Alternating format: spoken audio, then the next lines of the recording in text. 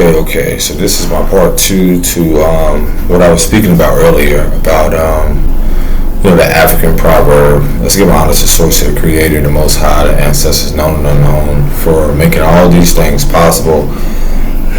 Everything that's unfolded beautifully. I had to come return to this because I was continuing mentioning the African proverb, or just how the video before was speaking about how we're so familiar with trauma bonding. And this is a collective thing. How we're so familiar with passive aggressiveness, how we're so familiar with certain demographics and people being a certain way. And even with ourselves, if you look at culture, if you look at the last few hundred years, and if you look at how we are subjected to others' belief systems, or succumb by others' way of how we should live and even perform and express who we are, and the collective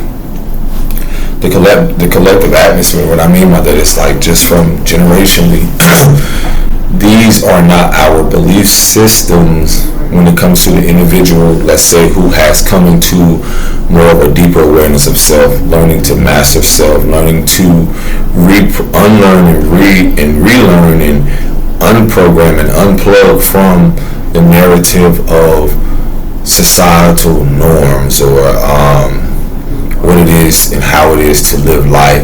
And a lot of things is coming up for me, like from the previous video, talking about even just the demographics, how the brother was speaking about, if you following me the video before, how I shared how he was mentioning about at a point in time those groups and so forth that needed us, to be a part of fueling their ego-driven, whether career, their status, the community environments.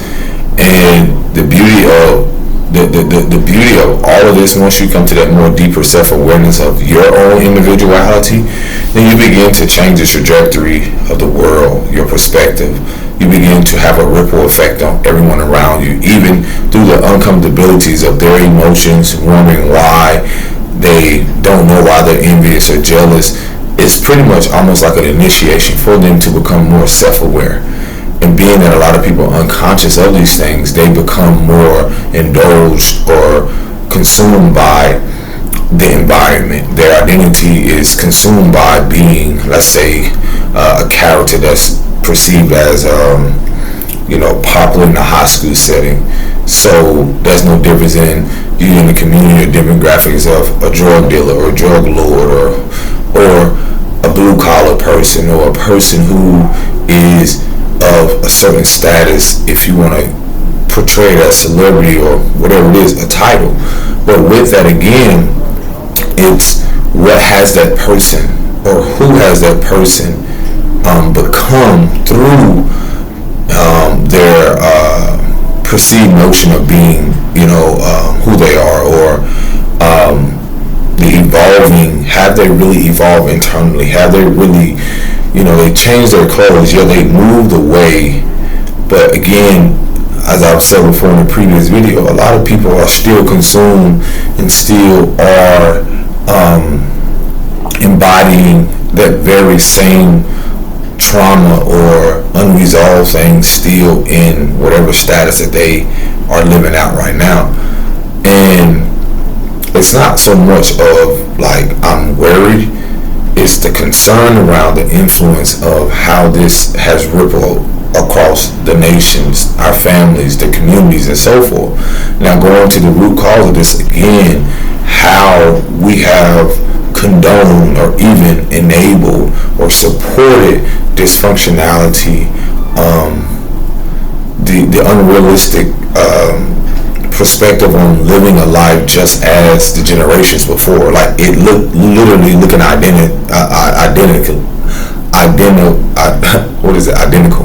identically, if that's, or looking like the same. And just with the transition, it's very much like giving uncomfortable. And that's simply because we're becoming more aware as millenniums. We're becoming more aware of what has been unresolved, whether spiritually, ancestrally, generationally, and so forth. And it's all divinely orchestrated. Now, the levels of things that I wanted to speak for is my personal experiences, again, from the fact of knowing people personally, where it was so much uncomfortability around the fact of, okay, I don't need a name drop, I don't need to say this, but it's like these are going to be very people who watch your videos, who are drawn to it because you know them, you know them better than what is perceived to the world or what is projected to the world. And it's like I can really sit back and, from personal experience, it's like the universe keeps receipts. I'm gonna call it like it is. I know of a lot of people who have, whatever it is, built upon things, and I had to learn to not take it so much personal. Shout out to the, like, what is it? The four agreements, or the four? It's something, I forgot what it's called, but yeah. And it was, one of them is like not to take it personal. Now that's very challenging in certain demographics where a lot of people are not taught to be so self-sufficient or self-reliant or even self-confident or confident in itself, to not even care at all how the world perceives them, how they are perceived by family, and basically not even get attached to the idea of even how they're changing or will be changing, as they evolve, like from childhood to adulthood. So I've watched and sat back literally seeing the same people that I know do the same thing. The energy's still the same, but it's like I still can recognize through my evolution of the discernment of why it is I shouldn't or wouldn't be around them again. And this is no different on a different level of what I've said before, like people who are in certain settings, whether music or sports or just whatever it is, status wise, to where you still have to realize like your discernment is going to be your way out, or your integrity, your authenticity, and so forth. So that being said, it's like I've literally sat back, and through my evolution or through my journey of seeing things fall away, I was like very conflicted with talking about this, because it's not even so much about how people wronged you or how people felt that they one-upped you. It was more so recognizing deeper now, as I became more emotionally intelligent, as I became more in tune to where when you're dealing with people who have this familiar idea of you, or this familiar trauma bonding, things that connect you when you were, let's say, younger in the sandbox or playing on the playground. There's certain things that connected you. Then there's certain things as you grow into a teenage where friends fall away or things go away, and there's things that connect you there. Okay, no difference in adulthood. Is that I've recognized to see the undeveloped aspect where there is different perspectives, from the emotional part to where, let's say, you have someone who don't really know how to manage their temper. So again, you're here wanting to elevate and progress, and maybe you're more prioritizing being your well-being, or prioritizing my well-being and managing my emotions more because of therapy, or realizing that I'm building something that is authentic and it's through integrity, but I have to, the persistence through that and the consistency is also to be discerning of who the fuck can come in, and due to the fact of knowing that they haven't faced themselves or did the inner work and so forth, or recognize the fact that they're unconsciously a liability. I have to be discerning with that as an individual. And then, let's say, having kids, it's also the same thing with people. Would I hang around them? Would I put myself in that position? Would I the survivor's remorse, like coming into whatever you come into, and then feeling like you gotta save homeboy or save this person or this relative and so forth, and not forgetting about the healthy boundaries that you had to establish. Now that can look differently again, like from a person that you know who didn't get outside of their demographic, who didn't care to leave the hood, or who didn't care to leave their environment. It ain't even got to be the hood. It's no difference where I've traveled and seen people who parents are so adamant on them becoming a certain sports or certain things, no matter their nationality. And again, due to the parents' inability to travel or expand more outside of their environment and their demographics, they will push this narrative on a child. And what ended up happening, one of my greatest things that I not even just fear the most, is being that I did not have people who prioritize my innocence being expressed and who wanted to tame it due to their unresolved traumas or due to their adult traumas or due to whatever they experience. I had to tell myself, what am I doing so that I don't hinder my own internal growth or my own inner child, so that I don't project that or keep my children from being who they individually are. And once we see the climate collectively in this world, this is what you've been seeing playing out. I don't care whether groups, settings, being a part of this, and whether spiritually, whether religiously, whether, whatever, certain classes and status, all these very things comes with some type of rules, regulations, concepts, perceptions, perspectives, whatever you want to call it. It comes with so many things, and I ask myself, is it really teaching us as individuals to be who we are, which being in who we are is allowing us to learn different perspectives from every walks of life, or from that, basically from that experience. And that's the thing I realized generationally before. The guardians who did not have the opportunity, whether this demographic or this person who did because of financial, their opportunities were still different, but at the same time I can still see the perspective of how they too never traveled outside of the country, or this person never traveled outside of their community. I still recognize the energy no differently, to where I'm seeing like there is probably some type of subconscious fear, whether this person has dealt with something in their family dynamic. There's still this subconscious fear that this person doesn't see beyond whatever their demographics is. Or even this person here, they're comfortable in their financial space.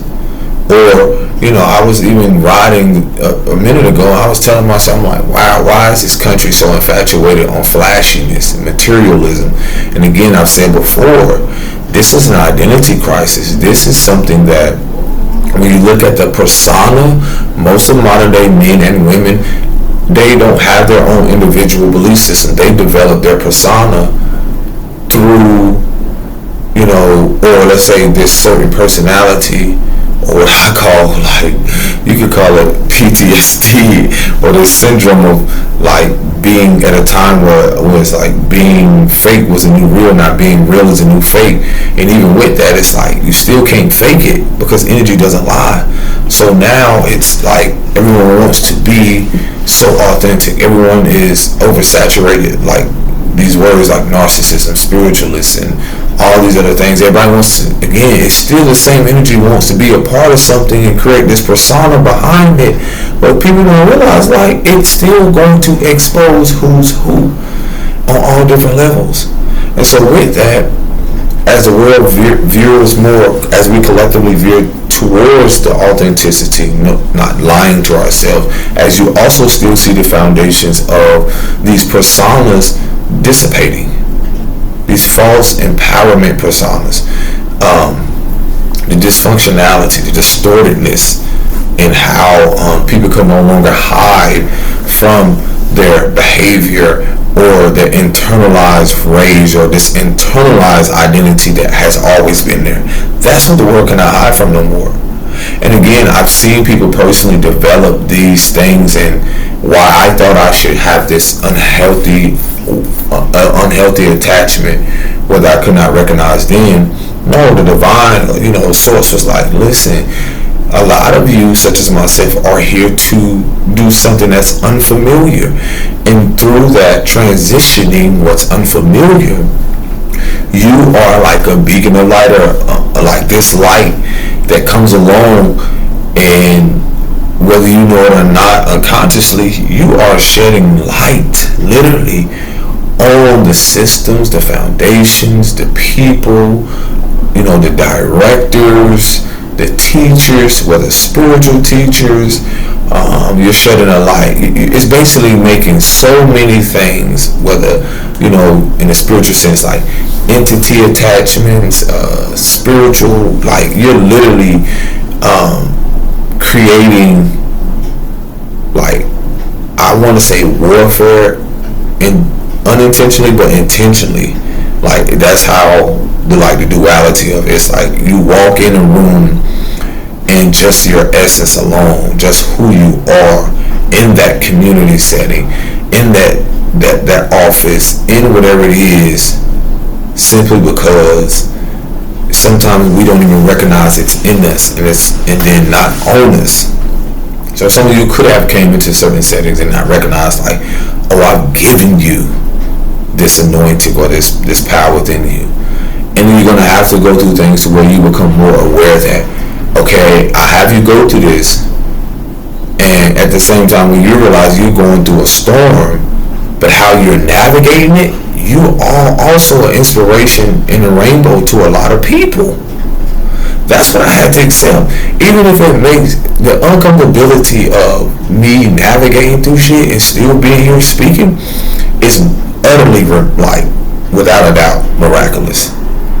Because walking a path least traveled is very uncomfortable for people who are used to conformity, who are used to being stagnant or accepting just the bare minimum. It's very easy for them to stay in what's familiar.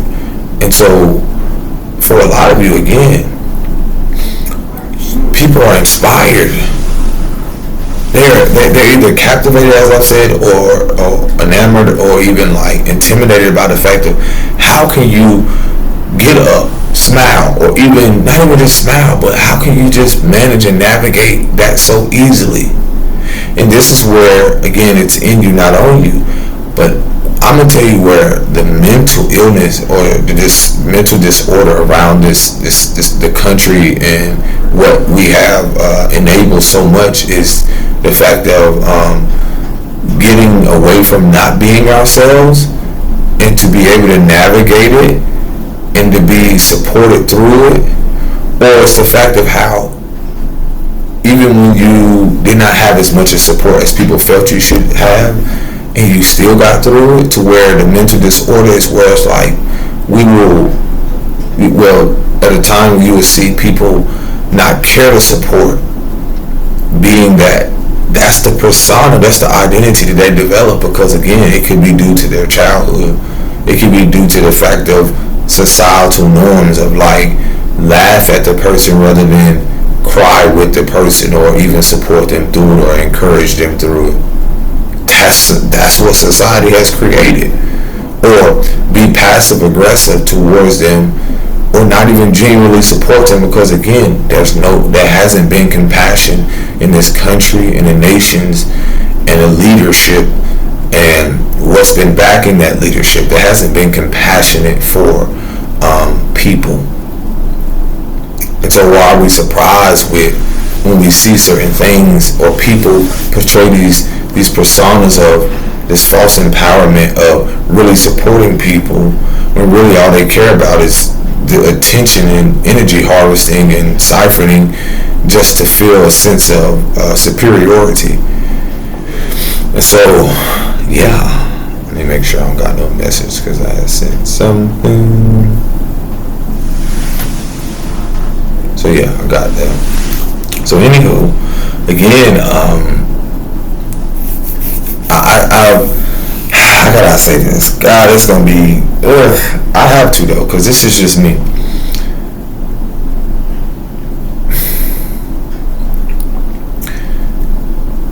being authentic or walking in integrity doesn't mean you have to showcase even your gifts.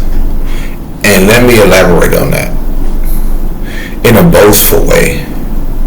And when I recognize society, it's like when you put certain characters in certain places of boasting and parading, like, I'm the greatest, or I'm the most gifted and talented. Bro, that is not divine. That's what judgment is also here for. You gotta realize a lot of these people who have been idolized is a reason being that was how could I say this, a age we were living in, or the previous age of certain things where it had its purpose up to now. It was the misusage or abuse of the spiritual powers, how people use it into the physical, and how, again, I've said before, these personas, it doesn't matter. It's the persona, not just, you start with your family, but it's on all levels. People have gained this self-righteous persona around what power really is. And being that they have, you will see this displayed from the self-righteous aspect of being idolized, or wanting so much attention and it not being on anyone else. And it's like, wow. It's even the fact of how, when you see how people of special needs, or even the fact of like people who are just uniquely different, whether they have one arm, two legs, or born with, some may say, a deficiency, they still are valuable. I'm recognizing even the fact of how it's normalized to project so many fears onto children and onto people about how their kids should be drugged and medicated, or kept almost away from public or social settings simply because, or even divided or pushed aside, so much so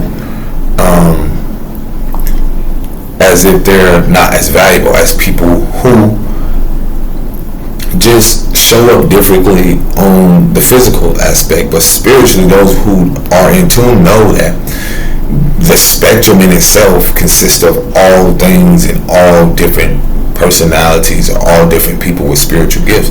Those are just people. Those who are in tune and who have empathy, who have compassion, see those people no different. And then a lot of things that, again, through the spiritual abuse, there also is the physical abuse of how misleading and manipulating people who have gained such financial, what they want to call wealth, from the gaining this false empowerment around supporting said people that are uniquely on the spectrum, or you know, and that, not even just that, it's just in all settings, how the powers that ain't or used to be have used or gained such, or perceived to you gain so much power, and in actuality, those that knows that this is not power. This patriarchal system and all of this, again, the persona that these men have gained and what they have been enabled to do to a certain extent, is, again, through force, through violence, through aggression, and so forth, and literally created a so-called empire around that. And now that it's being revealed, I just saw something today on a church sign, and it's so funny because I was at a crossroad. Like, when I say crossroads, like I was turning, and it said, anything that is concealed shall be revealed. I said, oh shit, I gotta put that as a title. And think about concealing something, and you conceal it for so long, and it's no different than your soul's expression, your essence of who you are. And especially in generation up to this point, things have tried to conceal your identity, conceal you, and put you in a box. those who are spirituals know, like the jar aspect, but try to put you in something, not realizing that all of that was accumulated ancestrally or generationally, intergenerationally. That power cannot be concealed. So with that, and I love this image because you see the little boy here, you see the little boy on there with the crown in that portal. The beauty of the foundation at the bottom is the solid foundation in the water that flows naturally. And that portal that's in the middle is like that of your heart. Your heart is a detector, or it's like a portal. And the ancients always spoke about the fact of how through the heart, the chakra systems, but through the heart, through love, through integrity, because love, the frequency of love, you cannot be fake. The frequency of love, you cannot be inauthentic. With the frequency of love, your expression of who you are is just like a child. The purity of that is going to just be. And a lot of this heart space within a lot of people is blocked, and that could be from generational traumas or things that suppressed and repressed and so forth. So when you see the persona of what certain men, when you see the personalities of people, when you see who represents what, you got to ask yourself, even in your life right now, one of my most challenging things was to walk away from the versions of me that were unhealthily attached to this false persona or this false identity, or this, not even just so false, because at a point in time I indulged in it.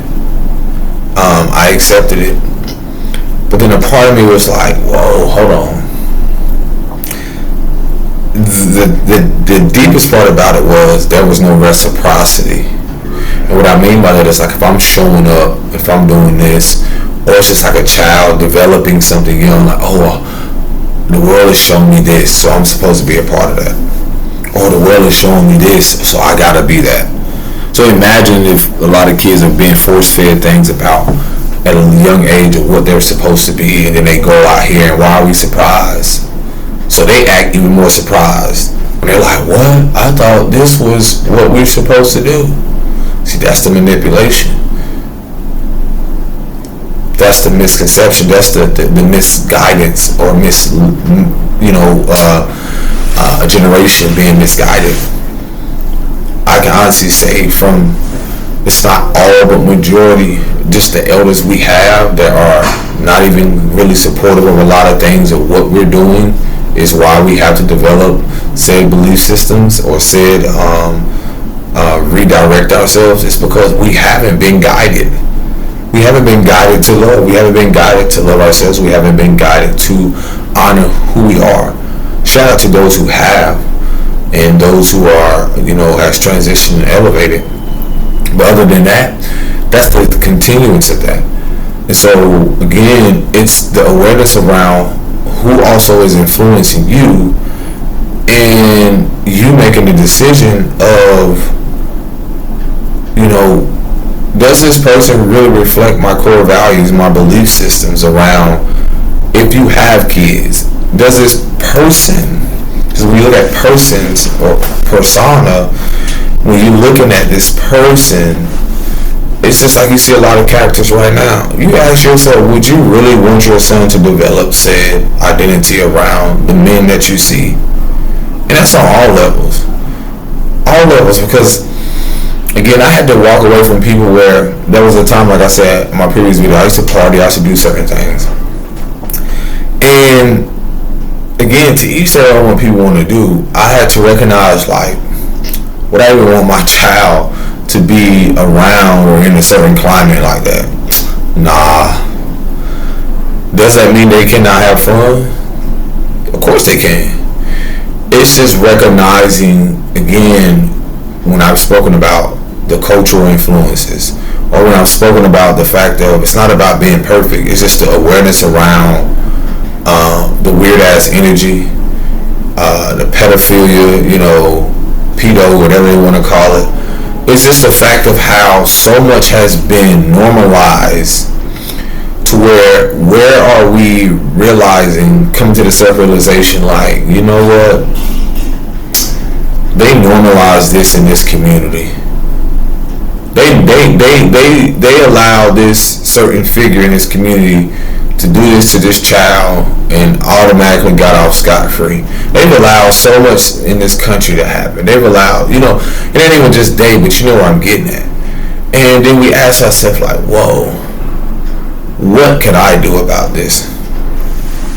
It ain't about marching. It ain't about going out there. Man, listen, things have changed. It's getting to the point where you got to pick up and have that unwavering faith within yourself to make whatever conscious decision or a decisions that you knowingly that it's going to impact not only you but have this miraculous impact on the generations after. Being the first to do something.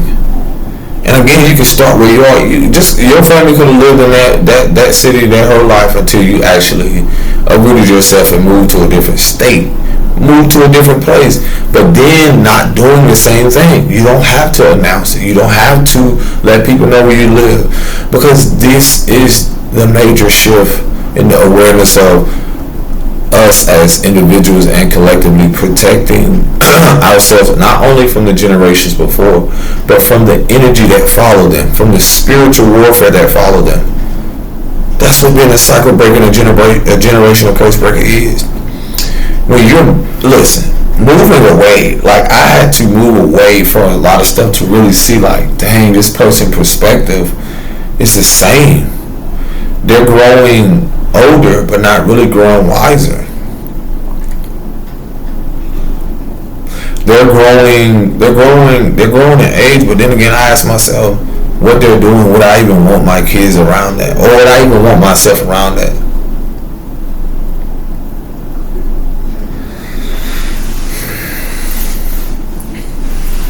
Sometimes I even wonder, like, with even people of certain status, I'm like, damn, do you even have fun? Let me tell y'all something. I told y'all before, like, I had opportunities to play overseas. I couldn't see it myself in the what they call the NBA. I couldn't imagine, like I said, to each their own. Other people, I couldn't imagine, like, with me. Because the reason I'm getting into this, I'm going to show you the importance of how the inner child and the essence are so vital to what we're coming into with the importance of kids. Again, we have created a society around how much, again, what has happened to our children and our mothers, to where we're returning to the essence of that, and to balance that out, and to be able to see compassion is to be able to have the compassion for yourself, which is your inner child, which is the child that has dealt with so many things or whatever they've experienced and not been allowed to express themselves. So when I look at certain not just demographics, but corporations and business, certain stuff, listen, if I created a league or if I did something like that, it's allowing people to have fun. So I'm looking at a lot of stuff that, again, this is my perspective. I see a lot of stuff crumbling because it's so centered around control. It's so centered around people not being able to express the compassions for other people, for things that are going on in the nation that are misleading, that are manipulative, dehumanizing, and so forth. People that are represented at a certain level, for them to be passive aggressive or not to speak up says a lot. It says a lot because they don't even realize, like, how certain characters, whether you are a man or woman in those settings, you still carry an energy of a father or a mother. The influence you can have by speaking up, by shattering the foundations and the illusions of what you lived in, and again, your influence on so many more, millions, if not billions. With that, I tell y'all, there are consequences that comes with that. There are consequences. So, because these people are also still spiritual, and they're also still are, in a way, have allowed their earthly rank to consume them spiritually. Or even through the fact of, like, they are not who they perceive to be spiritually high ranking. They're not. But in that, you're going to recognize the fact of how some of these individuals don't know how, due to whatever their upbringing is, due to they being consumed by whatever business and status, no different than your mother and father who were generationally consumed by their work and by their workload and so forth. These people are no different in these settings because it's all been fueled by the same narcissistic templates, the same foundations that have kept people in a loop of believing that they are really, they literally mentally are like kept them believing that they are a slave to this system. And they're not in these settings expressing themselves. They also are consumed by the fact of, like, you know, no different than someone making it out somewhere, and then all of a sudden they come into this accumulation of money. Some of them don't know how, you know, to really prioritize their well-being because, you know, this is their first opportunity to gain some type of footing or stability. So when they get all this and all this thing and come into this, you don't know the mindset of that person. You don't know the insecurities or things that come up around that. Even for some, they want to have an impact or be able to change the world or be able to do certain things with what they have. But a lot of them fear the consequences or the repercussions, or a lot of them still suffer from identity crisis. A lot of them still suffer from the confidence to even step outside of, like, when you look at these industries, whether school, like, it's no different than peer pressure. Even in those adult settings, whether they are part of sports, it's still peer pressure. It's still a pressure around being authentic, being an individual that is simply he or she, you know, themselves. But again, it's just like anybody else on the world stage. Whether it's like a little child, like in a school setting, trying to learn his or her role, if they don't have self-awareness, it's no different than you put an undeveloped young man who has this amazing talent and gift, and all of a sudden he gets all this attention in media. He gets all this, you know, opportunity to do these things, and they'll never tell you about the pressure. They'll never tell you about, you know, how much anxiety that can create for, let's say, the boy that came from a neighborhood where he did not know the importance of prioritizing his well-being or protecting himself, not just physically but spiritually, not having a genuine support system, but having people around who just want to attach themselves to him just because he's the next this or the next that and so forth. These are the conversations y'all don't know about. This shit is levels to this. And I'm able to be able to see the duality. I'm able to see the fact that in those settings they're still children. They still are a part of the fact of, like, it's almost like slave labor, if you want to use it, mentally, emotionally, physically. All of them. I be sitting back, I'm like, people can call it judgment.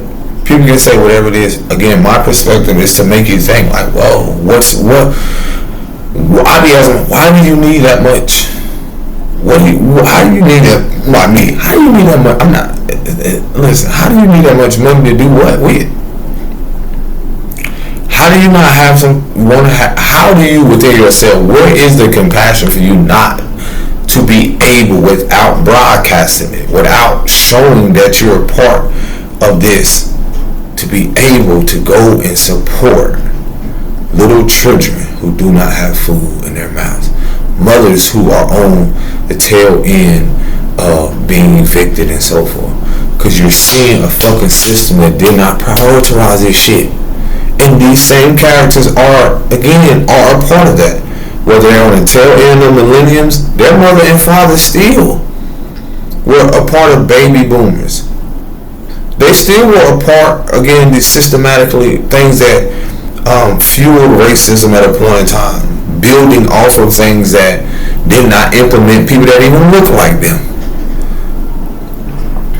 And again, these things aren't a priority to them because, again, the passive-aggressive society, the persona that they got so consumed in, the mask that they still have to uphold until it falls into, I told y'all, a lot of us are fucking spiritual and physical karma for these very people. To realize, like, you are not more valuable. I didn't say you said that. No one said that.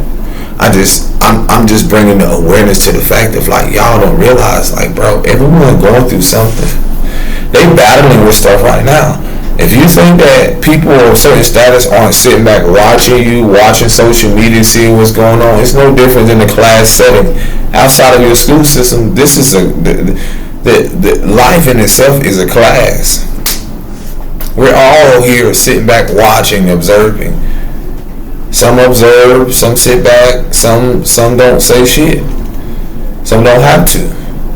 But for a lot of us, you can call it a whistleblower, you can call it shape-shifting, you can call it just call it is.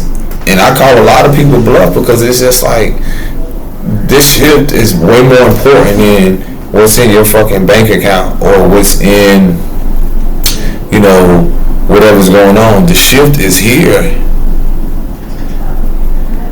So don't act like a lot of these people aren't still a part of what has been an economic system that has fueled, again, prioritizing more materialism.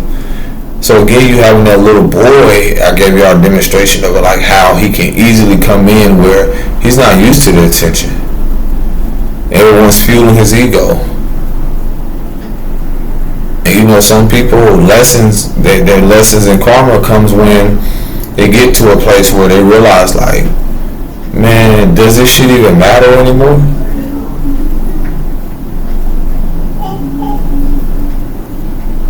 And so with that, again, it's what everyone else feels was more important and vital in the coming world and the changing world.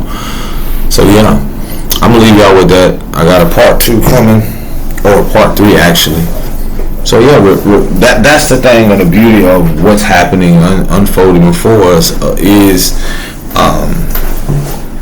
like, y'all gonna be able to see clearly who and what and how this is going to affect a lot of people with this shift.